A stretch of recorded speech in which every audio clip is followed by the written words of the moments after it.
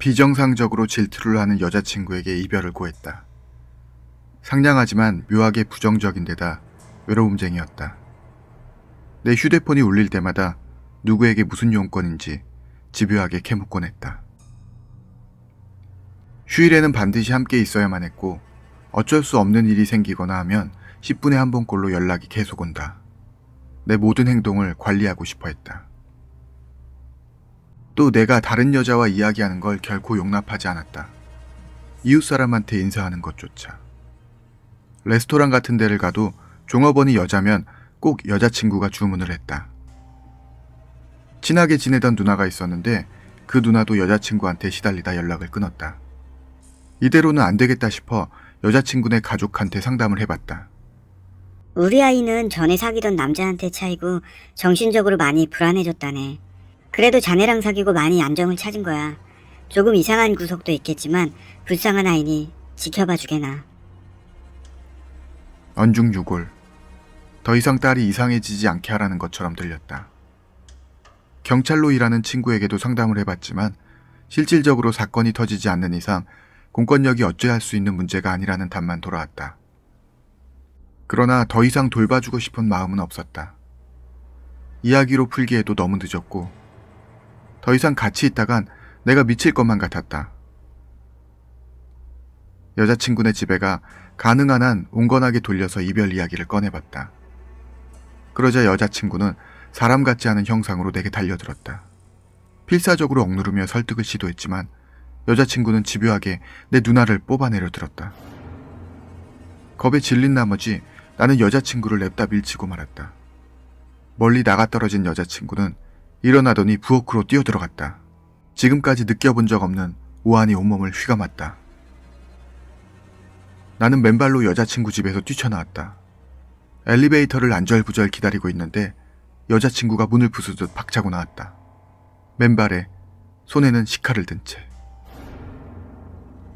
그걸 보자마자 엘리베이터는 포기하고 계단을 향해 뛰었다. 아파트 계단을 구르듯 달려내려왔지만 바로 뒤에서 쫓아오는 여자친구 발소리가 들려왔다. 1층 현관에서 주차장까지 가는 사이 여자친구는 더욱 빨리 쫓아왔다. 필사적으로 달렸지만 귀에는 여자친구의 거친 숨소리가 들려온다. 이대로는 안 되겠다 싶어 바로 뒤에 여자친구가 왔다 싶은 순간 그대로 주저앉아 발을 걸었다. 여자친구는 내게 걸려 넘어져 그대로 얼굴부터 아스팔트 위에 떨어졌다. 떨어뜨린 시카를 발로 멀리 차고 여자친구가 일어나기 전에 서둘러 내 차로 향했다. 주머니를 뒤져 열쇠를 꺼낸다. 문을 열고 안에 몸을 던진 후 곧바로 시동을 건다. 후진의 방향을 돌리고 주차장 밖으로 나가려 엑셀을 밟으려는 찰나 운전석 문이 덜컥 열렸다. 숨을 들이마시는 바람에 하고 꼴사나운 비명을 외치고 말았다. 여자친구를 차마 바라볼 수가 없었다. 쓰레기 소각로가 활활 타오를 적 안을 들여다본 적이 있었다.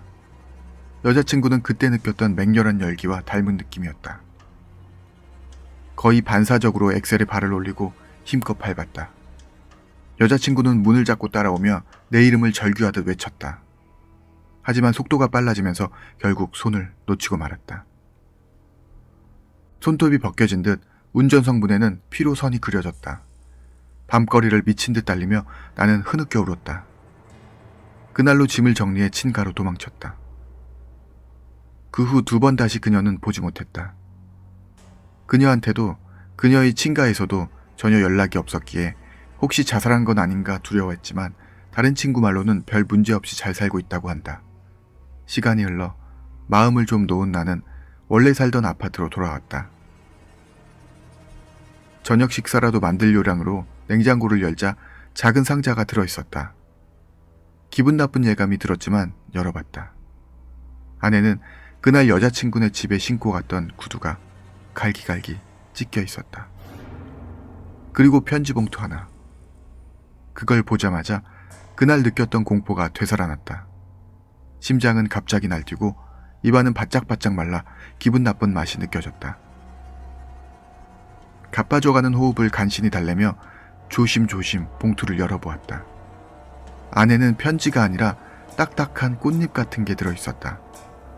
손바닥에 올려진 그것이 벗겨진 손톱 10개라는 걸 알아차리자마자 나는 비명을 지르며 내던졌다.